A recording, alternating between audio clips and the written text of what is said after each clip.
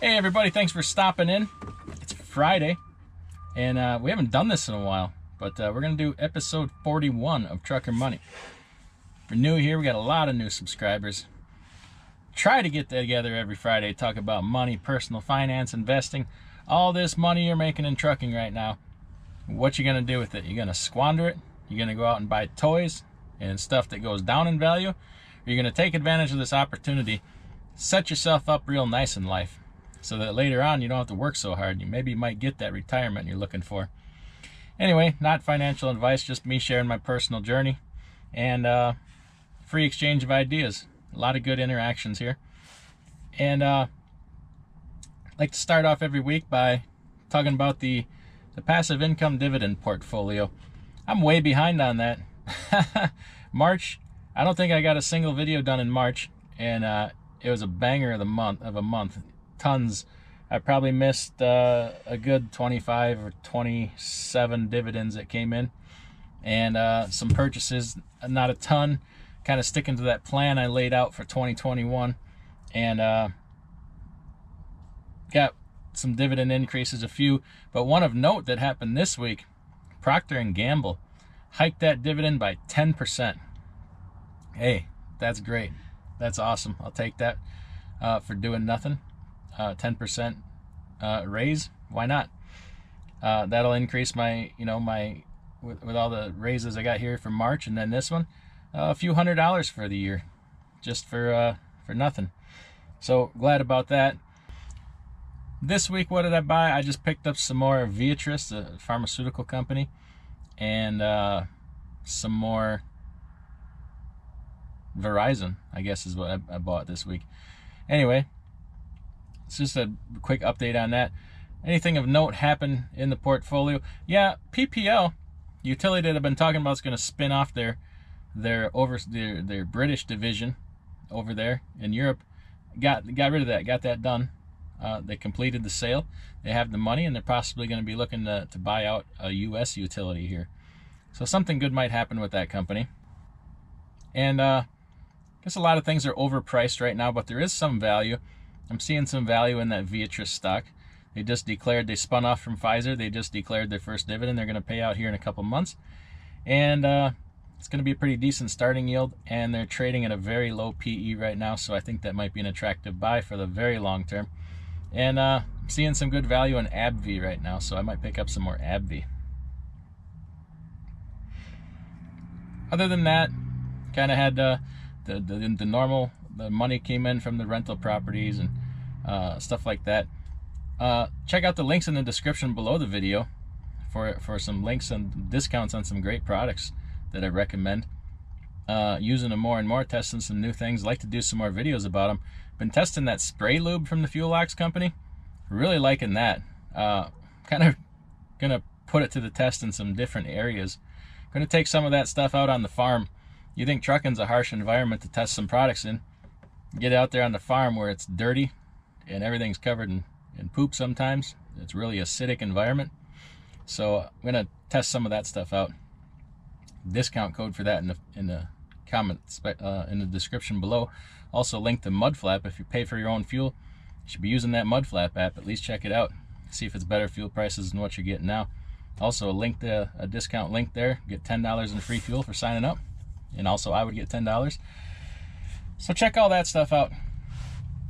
What I want to talk about this week is just the market's going crazy. Everything's going crazy. We are in an inflationary environment. There is no doubt about that. And the way things are going, I'm not seeing any way out of it. They continue to give out check after check after check. And I think this is probably going to end up being our step into universal basic income. They've already said that families with children are going to get X amount and $250 a month going forward until they decide that's not something they're going to do anymore. And I heard a city, maybe it was Oakland, somebody out in California decided they're going to give residents $500 a month in perpetuity here for a while. Looking like we're turning towards universal basic income, and that's a very bad thing. Maybe I'll do a video about that, explaining that and why that's a bad thing. But craziness going on, and Bitcoin's going through the roof. stocks only go up. You know, inflation is here and it's real. Inflation is very fun in the beginning because everybody has money and there's all kinds of things to spend it on. But when inflation starts to catch up, the law of unintended consequences, inflation is a very, very cruel tax. But in the beginning, in the honeymoon section, it can be a lot of fun because everybody has money. So in relation to that, I wanted to talk about volatility, because a lot of people are throwing their money, I don't want to say carelessly or recklessly, but they're being a little bit more free and carefree with their money here lately. And to an extent, some of that's good. You know, every once in a while you take a chance. You take a chance with small amounts of money. Sometimes you place a bet and hope you win big. But I'm concerned about younger people. They are taking an inordinate amount of risk that they don't understand. Trading on leverage, it means borrowing money to trade. Trading in extremely volatile and risky things like it's no big deal. And hey, yes, it's their money. They can do what they want. But, you know, we aim to educate here. So what I want to talk about today is something called beta. Beta is a measure of volatility, okay? Before you buy into something, you can do research, find out what its beta is, okay? There's all kinds of sites, any investing site. FinBiz is a good one. They give all kinds of statistics. So look into that.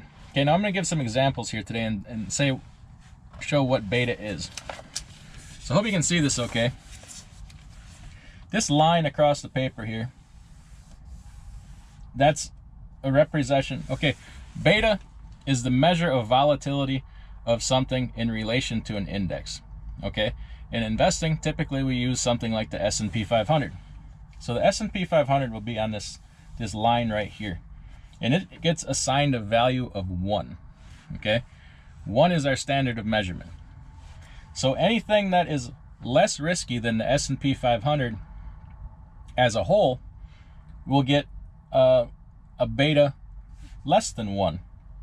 So a company like Procter & Gamble is right here with a beta of 0.43. All right, that means Procter & Gamble is less than half as volatile as the S&P 500 as a whole. Okay, look at Clorox down here, and these numbers come from FinBiz. Okay, every website, they might be slightly different how they do the math, but okay, FinBiz, pretty good. FinViz, I'm sorry, pretty good website. Clorox down here with a volatility of 0.2. I mean, that is a ridiculously low volatility. Okay, that means how much it moves in relation to the S&P 500. Unilever, look at the volatility on Unilever. Okay, 0.12. So what we can glean from this is people say, well, it's risky to go out and trade individual stocks, buy index funds, buy mutual funds. Well, the statistics sometimes say otherwise. Okay, by me buying a large amount of Unilever, I'm taking what, 1/8 the risk, or exposing myself to 1/8 or something like that, the volatility of the S&P 500 index as a whole. Facts, you know, people talk a lot of stuff, but look at what the numbers really are. So over here we got Google. Google is assigned, believe it or not, a beta of 1, exactly 1. They say Google is as average a stock as you can get. I would have thought it would have been higher than that. So once you get into more volatile stocks, you get a beta over 1. Okay, we got Amazon right here with a beta of 1.12, so it's 0.12 higher than the S&P 500. We got Facebook with 1.29. Look here, we got Tesla with a beta of 2.01. It means Tesla is literally twice as volatile as the S&P 500 as a whole. Okay, it's a measure of risk. So yeah, you do get a little bit more risky. Okay, a company called Revlon, we all know who Revlon is, the makeup company, a beta of 2.92, so almost 3 times as volatile as the S&P 500 as a whole. That one kind of surprised me. I would have thought Revlon's a consumer staples stock that's been around a very long time, but look at the volatility on that thing. Okay, So this is just a little bit of homework you can do. Now, theoretically, you can work beta into just about anything. You could you could sit down and kind of work out a real estate formula with beta. You would have to look at, okay, the real estate market as a whole. So if you're talking about rental real estate, you would have to do single family housing, multifamily housing, commercial, industrial, okay, and then come up with an average. And then you might say single family housing is probably close to that beta of 1, okay? You may have industrial with a higher beta because you can have bigger vacancies, things like that, environmental exposure, and way underneath, I don't know, maybe you got fourplexes, I don't know. You see how this can work though? You can do it in trucking. So trucking, your benchmark would be some kind of freight index, I guess, and then you might say, you know, flatbed is up here, dry van is maybe somewhere in the middle, and reefer is down here. I don't know, you'd have to look into what these numbers are. Say you're looking to get into trucking, but you don't know what kind of trailer you want to pull, but you're like, I don't want to experience, quiet down there, buddy. I don't want to experience the wild ups and downs of the market. I want something that's really consistent year round. So you would need to sit down and do something like that with trucking. Figure out where your beta's at. You can do this in all kinds of things in life, and sometimes it can really help you make a decision. Now, mutual funds have a beta, ETFs have a beta. Just about anything in investing will have a beta. I tried to find a beta on Bitcoin. I would expect that if the S&P is right here, that Bitcoin would be somewhere up here towards the top of my head for volatility. Okay, but when they measure the volatility on Bitcoin, they use a different benchmark.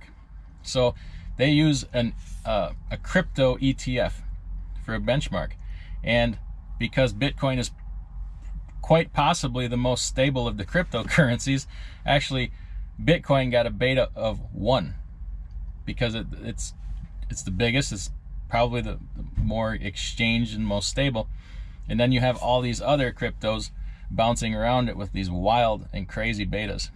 Okay, but if you were to take Bitcoin and measure it to like the S&P, the beta on Bitcoin would just be off the chart. So recognize risk. I think people are giving way too much, well, they're forgetting way too much about risk right now.